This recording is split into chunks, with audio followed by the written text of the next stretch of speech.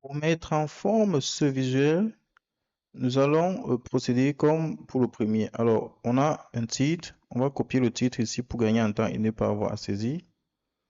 Sélectionne, j'appuie sur CTRL-C. On va revenir dans Power BI. Pour mon titre, j'ai fait la même chose. Mise en forme de visuel, général, titre. Je sélectionne le titre qui est la valeur que j'efface. Je saisis mon titre. Mon titre est en gras. Il est centré. Il a un arrière-plan de cette couleur. Ensuite, l'axe des ordonnées. On voit bien qu'on a toujours comme agrégation la somme. Donc, on a toujours comme agrégation la somme, ce qui est la bonne agrégation dans notre cas. Donc, je reviens à la mise en forme.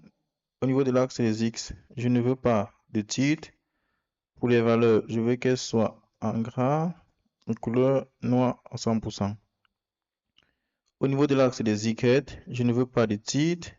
Je ne veux pas non plus de valeur. Je réduis. Ensuite, je veux afficher les étiquettes des données pour que ça m'affiche des valeurs à ce niveau. J'affiche la valeur. Je veux mettre les valeurs en gras. Je déroule les étiquettes. Donc aussi étiquette, je déroule. Je m'en vais au niveau de la valeur. Je déroule la valeur. Je veux que les valeurs soient noires et en gras. Je peux réduire la taille à 8. Voilà. Oui, je remonte à 9. Voilà. Maintenant, je veux que la légende soit centrée et en haut. Donc, je reviens, je réduis étiquette de données, je viens dans légende, position, centre haut.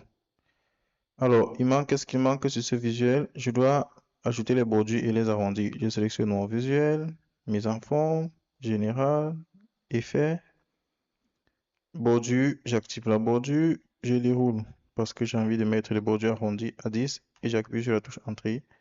Et là, je crois que j'ai terminé avec la personnalisation de ce visuel. On se retrouve dans la prochaine vidéo dans laquelle nous allons euh, euh, créer et personnaliser ce visuel. Nous voici arrivés à la fin de cette vidéo et j'espère sincèrement qu'elle vous a aidé à progresser. N'oubliez pas, chaque petit pas compte. Si elle vous a aidé ou inspiré, prenez une seconde pour la liker. Cela nous aide à toucher encore plus de monde et à grandir. Si vous avez des questions, laissez-les en commentaire. Abonnez-vous à Sana Analytics et activez la cloche de notification afin de ne manquer aucune de nos prochaines aventures. Et surtout, partagez cette vidéo avec un ami ou un collègue. Vous pourriez lui envoyer ce dont il a exactement besoin pour passer au niveau supérieur.